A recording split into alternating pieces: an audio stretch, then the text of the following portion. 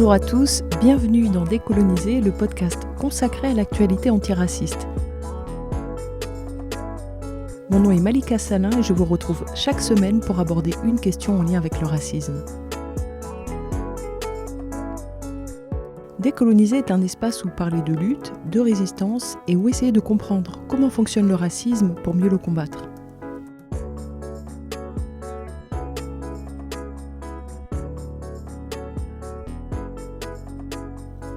Après cette coupure estivale, nous voici repartis pour cette remontée de l'histoire des luttes antiracistes avec, en 2008, une échéance qui se rapproche, c'est la conférence de revue de Durban 1. Donc Durban 1, c'était cette conférence mondiale contre le racisme, pendant laquelle les États se sont engagés à mener des actions. Après cette conférence, l'ONU donne aux États quelques années pour honorer leurs engagements et une conférence de revue est organisée pour rendre compte des actions menées. Et cette conférence de revue, les Nations Blanches n'étaient évidemment pas pressées de la voir se tenir.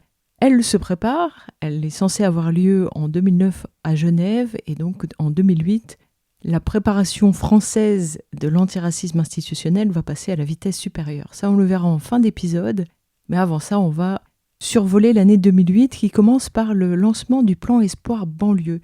Alors, ça se fait depuis Vaux-en-Velin, qui est le premier symbole en France de la colère des banlieues. C'est Fadela Amara qui présente le plan Espoir banlieue qui a été préparé par Nicolas Sarkozy. Alors ce plan, il parle de mixité sociale, que nous, on appelle déplacement de population. Évidemment, il met en place des policiers supplémentaires, 4000. Qui dit mixité dit transport, parce que quand on fait venir des populations plus aisées dans les quartiers populaires, forcément, là, l'État construit des infrastructures pour eux. Donc là, ce sont des lignes de tramway et de RER qui sont lancées. Les écoles de la deuxième chance sont mises en place. Alors c'est une usine à gaz, elle ne s'attaque absolument pas aux problèmes scolaires et aux raisons structurelles d'un échec global dans les quartiers. C'est plutôt quelque chose qui est ajouté à côté. Et puis ce plan annonce la nomination d'un représentant de l'État par quartier.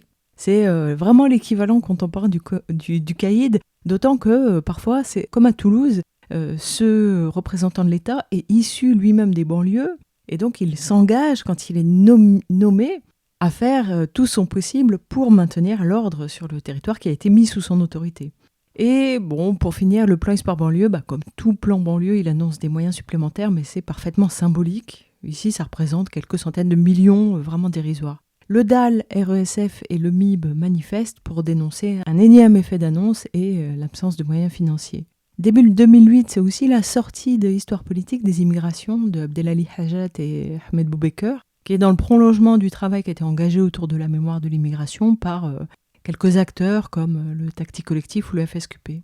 Au mois de janvier, Mohamed Mechmech transforme assez le feu en mouvement pour les municipales. Donc il appelle son mouvement Affirmation citoyenne. On voit qu'au début, il s'agissait pour lui de recueillir les doléances des habitants. Ensuite, son projet a évolué, il s'est proposé d'intégrer les revendications des habitants dans les programmes politiques des candidats au présidentiel en échange de consignes de vote. Et là, Mechmech franchit une étape supérieure, puisqu'il dit qu'il va aux élections municipales. Alors, le dire, c'est une chose. L'important, après, c'est comment, avec quel programme, et puis avec quel rapport aux forces existantes. Or, on sait que Mechmech est déjà alors très critiqué pour sa proximité avec le PS, donc la question, c'est vraiment: a-t-il créé ce mouvement pour mieux les servir ? Et c'est la suite qui le dira. En tout cas, on peut dire qu'au mois d'octobre, Assez le Feu organise une réunion à l'Assemblée nationale et 5 députés socialistes vont y participer: Elisabeth Guigou, Georges Pau-Langevin, Sandrine Mastier, Daniel Goldberg et Jean-Yves Le Bouillonnec. Donc pour l'autonomie, c'est mal engagé. Peut-être que Mohamed Mechmech a d'autres préoccupations en tête. Au mois de février 2008, c'est la naissance du PIR, le Parti des indigènes de la République. À la fin de son congrès, le MIR annonce la naissance du parti comme un espace d'organisation autonome de tous les gens qui veulent s'engager dans le combat contre les inégalités raciales envers les Noirs, les Arabes, les musulmans, qui ont un statut semblable à celui des indigènes dans les anciennes colonies. Alors ce statut, c'est quoi ? C'est la marginalisation politique, c'est les cultures et les religions qui sont stigmatisées, et particulièrement par les médias. Ce sont aussi les brutalités policières au faciès, les discriminations à l'emploi, au logement, à l'école, l'immigration et les habitants des quartiers qui sont réprimés. Et puis, plus largement, le PIR propose de lutter contre toutes les formes de domination, qu'elles soient impériales, coloniales, sionistes. toutes ces dominations qui forment la suprématie blanche à l'échelle internationale. Alors, une telle organisation se donne pour rôle de rassembler les gens qui sont en lutte pour pouvoir agir sur tous les fronts de confrontation politique et être présent dans un maximum de médias, un maximum d'institutions. C'est ce qui permet d'engager un rapport de force politique contre le racisme. Le PIR appelle évidemment à sa traditionnelle marche annuelle, le 8 mai. Cette année-là, il s'associe au COFAD de Hassani Fassassi. Et ça reste une marche qui veut rappeler que le jour de fête pour la France, c'est un jour de deuil pour les indigènes. Et donc ça montre bien qu'il y a deux France qui coexistent. Jean-Marie Le Pen va demander l'interdiction de cette manifestation, mais ça ne va pas fonctionner. C'est un moment important parce que c'est la naissance de la première force politique indigène autonome. Donc dans l'histoire de l'immigration et des luttes, c'est vraiment un moment marquant, ce mois de février 2008. Et pas longtemps après, le ministre Brice Hortefeux va viser le pire. Il va se joindre à la polémique sur le terme sous-chien, qu'on essaie de vendre comme du racisme anti-blanc. Et Hortefeux va dire « La porte-parole du mouvement a insulté les Français ». Alors c'est problématique parce que c'est un membre du gouvernement qui vient valider la thèse de Finkielkraut. Mais ce qui est encore plus frappant, c'est qu'à aucun moment il n'imagine que Houria Boutelja puisse être française. Et donc c'est quand même assez frappant. Puis au mois de mars, il y a les municipales. Et à Toulouse, les motivés forment une liste unitaire avec la LCR et la gauche antilibérale. Donc là, les motivés sont engagés dans le FSQP avec le MIB et Diversité. Et puis ils viennent porter la question des quartiers populaires avec des candidats de banlieue. Cette liste fait un score qui est trop faible pour décrocher des conseillers d'opposition, mais les motivés présentent le bilan politique de leur mandat. Et ils font le constat que dans une ville, pour qu'un contre-pouvoir puisse s'exercer avec des conseillers d'opposition, il y a besoin qu'il y ait un lien direct des luttes locales avec ces conseillers. Et c'est peut-être ce qui leur a manqué, parce que en général, les militants ne s'intéressent pas beaucoup à l'action municipale. Pourtant, à Toulouse, l'apport des motivés, ça a été de rendre accessible et compréhensible l'action municipale.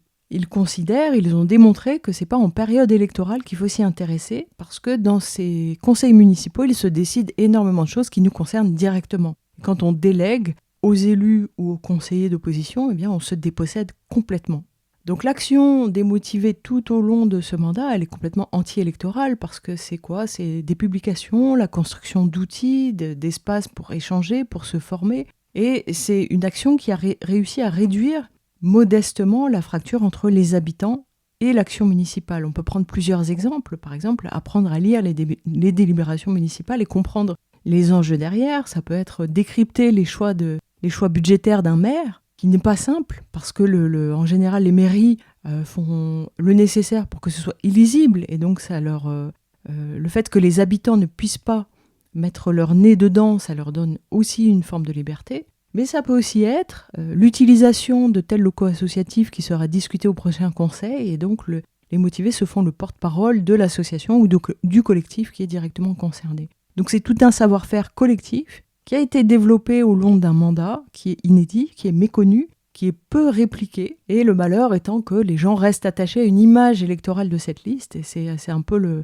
la force, malheureusement, de la communication politique, qui a été une très bonne communication politique menée par le Tactique Collectif en 2001, c'est que la communication politique, là, pour le coup national, elle emporte tout, et surtout le point de vue local qui, évidemment, sur une initiative comme celle-là, est plus fin. En tout cas, les motivés font leur bilan publiquement parce qu'ils veulent transmettre les leçons, les enseignements de cette expérience, et ils ont vraiment constaté qu'il manquait une circulation d'informations entre les luttes et leurs démarches, et donc ils choisissent de construire un outil qui répond à ce besoin. Donc on voit que c'est l'anti-professionnalisation politique, puisqu'ils passent à autre chose, à une autre activité. Ils ont tenté quelque chose et ils font un bilan plutôt négatif. Et donc on est aussi dans l'anti-carriérisme, puisque ces gens, Isabelle Rivière, Michel Desmar et autres, et les autres anonymes de cette liste, ne sont allés en politique que le temps d'un mandat. Finalement, la figure la plus visible de cette initiative, Salah Mokrane, est quelqu'un qu'on retrouve régulièrement dans des échéances électorales, mais l'essentiel de cette liste n'a fait de politique électorale que le temps d'un mandat. Enfin, pour finir, sur ce sujet, beaucoup l'ignorent, mais ça mérite d'être souligné, les conseillers motivés ne percevaient pas leur indemnité. Elle était reversée au collectif pour financer des luttes. Donc vraiment, il y a des leçons à retenir de cette initiative pour qui serait convaincu que l'échelon local est celui où des choses innovantes peuvent être tentées.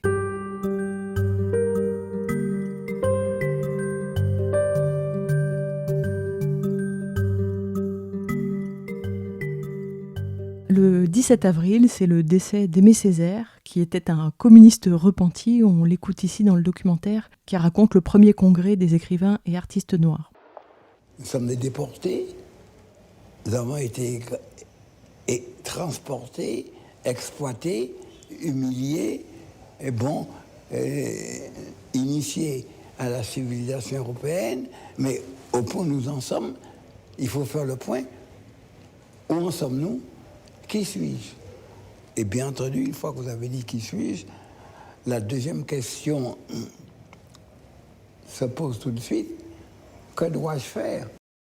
Et puis en mai, la gauche est un peu dépitée, un peu démolie. Après ces présidentielles, alors elle essaie de se reconstruire, elle lance l'alternative à gauche, organisons-la. Et on remarque dedans que les thématiques qui préoccupent les populations et les migrations sont parfaitement absentes de ce texte. La France-Afrique, la position de la France vis-à-vis d'Israël, tout ce qui fait la condition des populations de l'immigration. Et on peut même craindre que toutes ces thématiques aient été sacrifiées pour que les organisations de gauche arrivent à se mettre d'accord et à atteindre l'unité. Puis au mois de juin, Fadela Amara, encore, cette fois, elle déclare qu'elle se sent comme à la maison en Israël. Donc elle est interviewée par le journaliste israélien Hadar Primor. L'ancienne présidente de la Fédération nationale de la Maison des Potes est entre-temps devenue secrétaire d'État à la ville sous Sarkozy. Et elle raconte son déplacement en Palestine occupée en 2004. Elle était invitée par des féministes pour une rencontre avec des femmes israéliennes et palestiniennes, puisque on est toutes des femmes, n'est-ce pas ? Le reste est absolument secondaire. Et donc Fadela Amara accompagnait alors Anne Hidalgo et Dominique Strauss-Kahn, qui est connu pour être l'ami des femmes. Et Fadela Amara dit « Je me suis sentie très à l'aise en Israël. Je n'ai pas été l'objet de regards scrutateurs spéciaux comme ça arrive souvent à l'égard des étrangers. Je n'ai ressenti aucun racisme, bien que je sois certaine qu'il existe. Vous avez toutes les couleurs ici, c'est donc presque naturel de voir du blanc, du jaune, du marron. » Donc Fadela Amara, elle reprend à son compte vraiment le récit d'Israël, pays progressiste et favorable aux minorités, qu'Israël cherche par tous les moyens à diffuser pour combattre l'accusation de racisme et d'apartheid envers les Palestiniens. Et alors, le journaliste lui répond que c'est peut-être parce qu'elle passe pour juive, qu'elle a pu se sentir comme à la maison et que les gens ne l'ont pas stigmatisée. En tout cas, pendant son séjour, elle espérait voir Arafat, mais elle a remarqué que ça ne faisait pas l'unanimité, donc elle y a renoncé pour ne pas embarrasser ses grands blancs. Et évidemment, pendant son séjour, elle n'a pas réussi à se retenir d'insulter les jeunes de banlieue française. Elle raconte que les Palestiniens qu'elle a rencontrés sont venus se plaindre de l'antisémitisme des banlieues. Et elle a aussi évidemment, mais bon, ça je pense que c'est son gagne-pain, elle a servi son récit habituel sur les islamistes responsables de tout. Donc là, ils sont responsables de l'embrigadement des jeunes Palestiniens. À l'époque, Fadela Amara est aussi en position vraiment délicate, puisque son compagnon vient d'être condamné pour escroquerie pour son activité en lien avec Ni Pute Ni Soumise, et pour sauver sa peau, elle a réussi à le faire recruter dans son propre ministère. Puis du côté des luttes, en octobre, se tient un nouveau forum social des quartiers populaires comme en 2007. En 2007, les organisateurs avaient annoncé vouloir créer un parti pour les municipales de 2008. Ils continuent de penser qu'un parti politique dédié à l'amélioration de la vie des habitants serait une bonne chose. Donc on retrouve les tactiques collectifs, la Chorba, C'est le Feu Bouge qui bouge, le MIB, Diversité, le Centre Malcolm X, la Confédération Paysanne, le DAL, etc.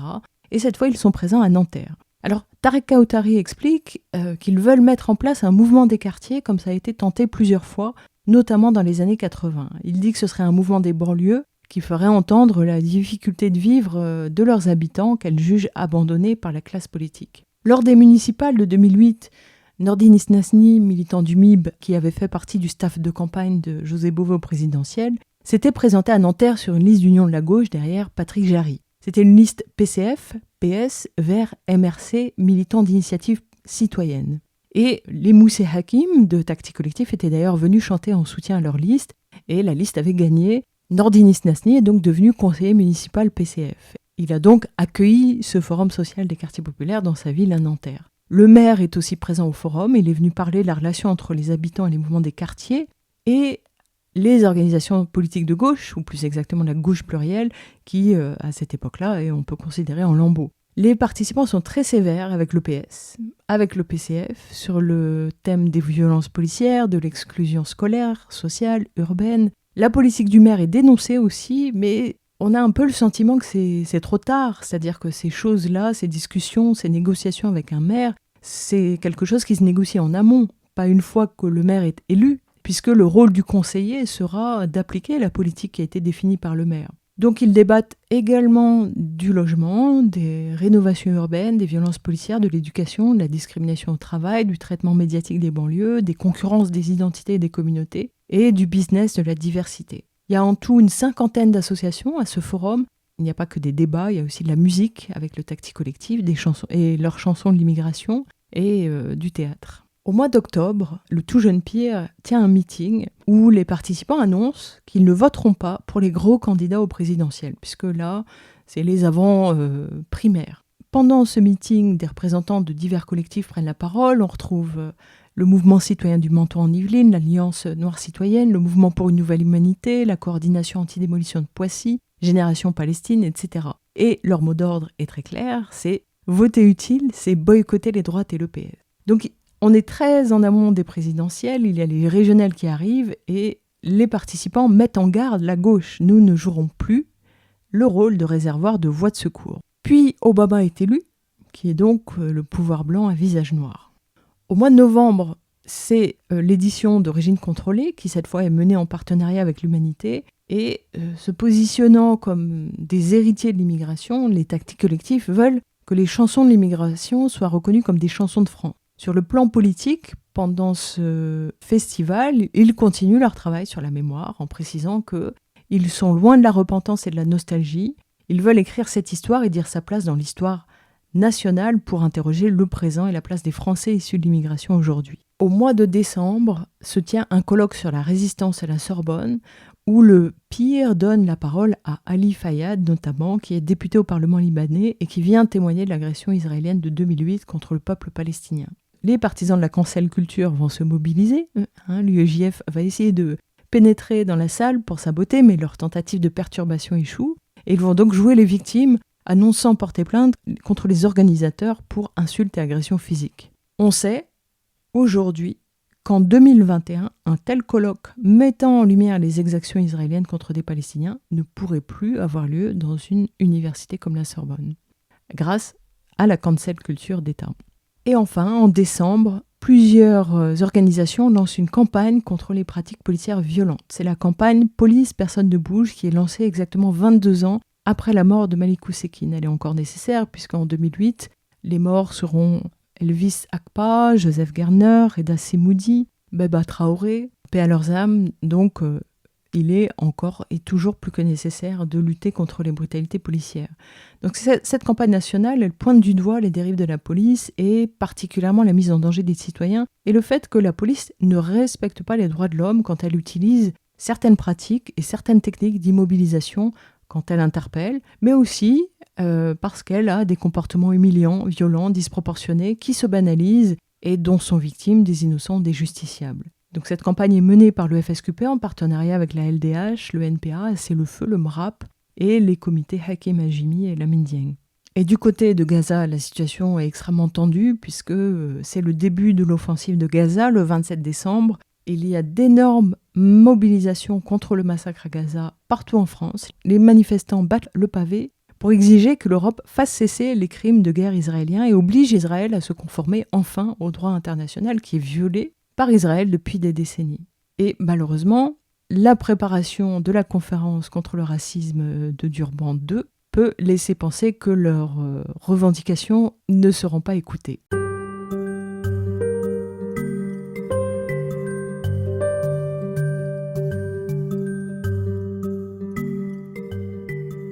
Alors où en est la France de la préparation de cette conférence ? Au mois de février 2008, Nicolas Sarkozy nomme François Zimmerey ambassadeur des droits de l'homme en Conseil des ministres et François Zimmerey sera donc chargé de diriger la préparation en France et dans le monde du 60e anniversaire de la Déclaration universelle des droits de l'homme, Cocorico, mais il aura surtout pour mission de veiller à ce que la conférence de Durban II soit bien préparée. Quelques jours plus tard, Nicolas Sarkozy est invité au dîner du CRIF. Lors de cet événement, il évoque avec les membres du CRIF directement les lignes rouges que la France va poser à Durban II, qui sont des lignes rouges qui ont été définies en concertation avec la LICRA. Toujours au mois de février, Pascal Bruckner écrit dans la presse un appel à boycotter Durban II. Et Malka Markovic aussi, elle publie un article intitulé « À l'ONU, la prose de Durban s'écrit en pire tous les jours ». Puis, le 27 février, c'est la tribune L'ONU contre les droits de l'homme qui paraît dans Le Monde, signée de Sifawi, Tarnero, Elie Wiesel, Finkielkraut, Claude Lanzmann, Barbara Lefebvre, Taguieff, etc. Donc on est dans une phase où l'antiracisme paragouvernemental prend place publiquement pour disqualifier le Conseil des droits de l'homme et se présenter en défenseur des véritables droits de l'homme et décrédibiliser Durban II qui est organisé par ce Conseil et qui aura lieu un an plus tard. Le haut fonctionnaire Bruno Guigues va critiquer la tribune du 27 février, l'ONU contre les droits de l'homme, et il se fera limoger par Michel Alliot-Marie, la ministre, pour avoir osé critiquer Israël dans son texte. Donc cette tribune était parue dans Le Monde. Libération est tout à fait sur la même longueur d'onde que Le Monde, puisque Jean Daniel publie un éditorial qui demande s'il faut sacrifier les droits de l'homme à la raison d'État, et dans lequel il demande à la France de défendre les droits de l'homme face aux dictatures de Corée du Nord ou d'Iran. On ne peut donc que constater une belle unanimité entre médias officiels et organisations non gouvernementales. Fin avril, c'est le centre Simon Wiesenthal qui adresse une mise en garde où il propage le mensonge de Durban 1, forum antisémite, mensonge qui a été disséqué ici dans ce podcast. Et le centre Simon Wiesenthal dresse lui aussi ses lignes rouges, qui sont pas de mention de l'apartheid dans les textes de Durban II, pas de parallèle entre Shoah et Palestine, et la moindre ONG qui y contrevient doit perdre son accréditation. Alors, il faut savoir qu'à Genève, le poids des ONG a été déjà énormément réduit. Simplement en choisissant d'organiser à Genève cette conférence, un tri radical s'est fait pour des raisons financières et puis pour des raisons de visa. Ensuite, les moyens du Forum des ONG ont été réduits drastiquement. Il faut aussi savoir que le centre Simon Wiesenthal, ce sont des ultras. Ils ont produit le film The Long Way Home, qui fait le récit des souffrances des survivants de l'Holocauste avec un grand H, et leur sort de réfugiés perpétuels depuis la fin de la Seconde Guerre mondiale jusqu'à leur retour, je cite, au foyer avec la création de l'État d'Israël. Ils ont aussi produit In Search of Peace, qui décrit, je cite, l'héroïsme légendaire des 2 premières décennies de l'État d'Israël. Donc ce sont des militants radicaux. Le 1er mai, Raphaël Haddad de l'UEJF se rend à Genève pour assister à un séminaire de UN Watch. UN Watch, c'est une agence d'information biaisée, pro-sioniste, qui fait de la veille sur toute activité onusienne qui est contraire à leur agenda. Et ils surveillent particulièrement les ONG pour les faire exclure selon des procédés semblables à ceux qu'ils utilisent en France contre le BDS, les décoloniaux, les anti-impérialistes, etc. C'est-à-dire qu'ils portent des accusations infondées d'islamisme, d'apologie du terrorisme, etc. On connaît les manœuvres. UN Watch organise ce week-end-là un séminaire à Genève pour rassembler les troupes de ce camp. Ils sont aussi à Genève parce que le 1er mai, la déclaration préparatoire du sommet est rendue publique, c'est-à-dire le document à partir duquel tout le monde va travailler, négocier, s'affronter. Or, dedans, 7 articles reconnaissent la diffamation des religions. Et un article appelle à la censure et à museler la liberté d'expression, disent-ils. Donc, leurs troupes sont rassemblées et le représentant de l'État, Jean-François Mattei, qui est alors ambassadeur de la France auprès de l'ONU, est aussi évidemment présent. Il s'entretient avec Raphaël Haddad, le représentant de l'UEJF, et il le rassure, il lui donne des gages, il lui dit « Je n'accepterai pas que les dérives et les outrances de 2001 se répètent. La France présidera l'Union européenne dans les derniers mois précédant la conférence. Elle saura se désengager du processus si nos exigences ne sont pas prises en compte. » Et il garantit à Raphaël Haddad que la France posera ses lignes rouges, comme Nicolas Sarkozy s'est engagé au dîner du CRIF. Suite à cet événement, 50 ONG vont demander par écrit un forum des ONG digne de ce nom, puisqu'on ne peut pas d'un côté brandir la démocratie comme un concept en permanence et puis en même temps évincer la société civile qui est une des garantes de cette même démocratie. Mireille Fanon-Mendes France publie un texte dans Politis où elle appelle les États à participer à cette conférence. Elle rappelle à quel point ces moments sont utiles pour lutter contre le racisme et puis elle tente aussi de convaincre le mouvement altermondialiste de s'y impliquer. Elle critique aussi le travail de Fourès qui tente d'imposer un récit complètement mensonger des droits de l'homme en danger. Au mois de juin, le CRIF passe à la vitesse supérieure et il met en place un comité de liaison d'Urban II qui rassemble toutes les organisations qui, au sein de la communauté juive, sont préoccupées par ce sommet. En une année, c'est un comité qui va se réunir une dizaine de fois. Et pendant ce temps-là, les conférences régionales de la conférence ont lieu avec, encore une fois, beaucoup moins de moyens mobilisés malheureusement. Au mois d'octobre, NGO Monitor, qui, souvenez-vous, était l'agence pro-israélienne qui évaluait les ONG selon sa grille de lecture, adresse un courrier au secrétaire général Ban Ki-moon. Alors pour rappel, leurs critères à eux pour évaluer une ONG, c'est la liberté d'expression, les droits civiques, les droits des femmes, la liberté sexuelle et les droits politiques. Et leur ennemi, clairement, enfin ils le disent comme ça, c'est le lobby palestinien et islamiste. C'est assez comique. NGO Monitor dit qu'il faut couper les vivres et le sponsoring aux ONG qui font la promotion de la haine et de l'antisémitisme et attaquent les droits de l'homme. Ils ne sont pas les seuls à faire cette demande. D'autres ONG de cette constellation écrivent dans le même sens à Ban Ki-moon. Donc on voit que c'est en amont de la conférence un militantisme acharné de ces ONG pour pouvoir évincer en amont du processus toute organisation susceptible de critiquer Israël. Cette année-là, Raphaël Haddad est très actif. Il est notamment invité au Conseil régional d'Île-de-France où il va présenter une allocution en présence de Simon Wiesenthal sur le thème de l'antisémitisme, puisque c'est leur double engagement, Israël et l'antisémitisme. Puis, à la fin de l'année, la ministre israélienne des Affaires étrangères se prononce en faveur du boycott de la 2e conférence de Durban pour la lutte contre le racisme. On n'en attendait pas moins.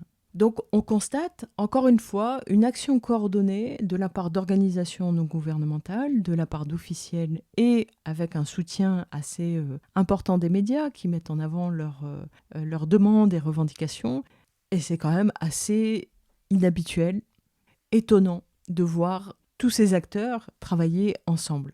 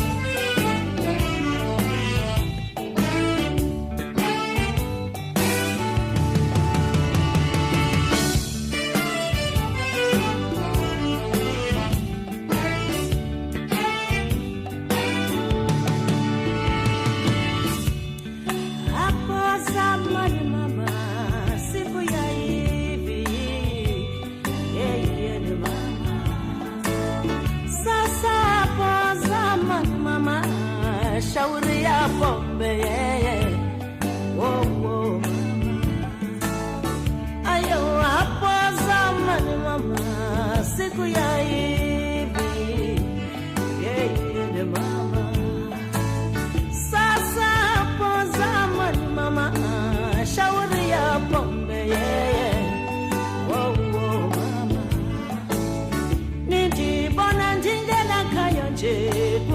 yamabhulu babo yeyeni mama nindibona ndingena khaya nje kungenxa yabelumbi babo